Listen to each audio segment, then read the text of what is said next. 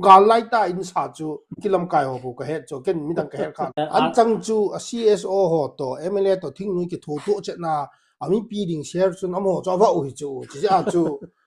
I thei lo thil reform su thei lo chu ya chu IDP ho chu ki phinu he nang gel dan what is the solution way out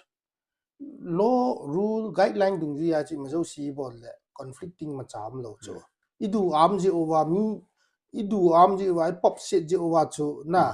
boy chu ke kalung don na pen ta chu family le conflict sunga mai chang cho ding ngai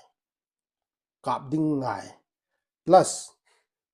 CSO leader ho khu unemployed ngen hi jingka le jile cha ni ngen ipia wa dio ni ha le ipia wa dio ti yong boy pi ngai na to na dang na thei lo conflict sunga aji chang wa dio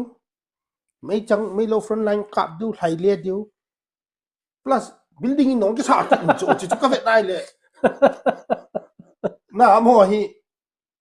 thắt động vào gì ngay chỗ ra cho các việt này lệ ami pi ding share chun IDP holding share pa chun CSO ho so wa hi chỗ sponsor hi ja chu nom wa lai chỗ tu chung lamkai ho na bot campo pian ho lai jong le ya chu my life to watch nan na kon cha ka dem ni jong hi pon in sa lo am po in sangen cho building tungen Gallai ta in sa chu Kuki lamkai ho ka het cho ken mi dang ka het kha lu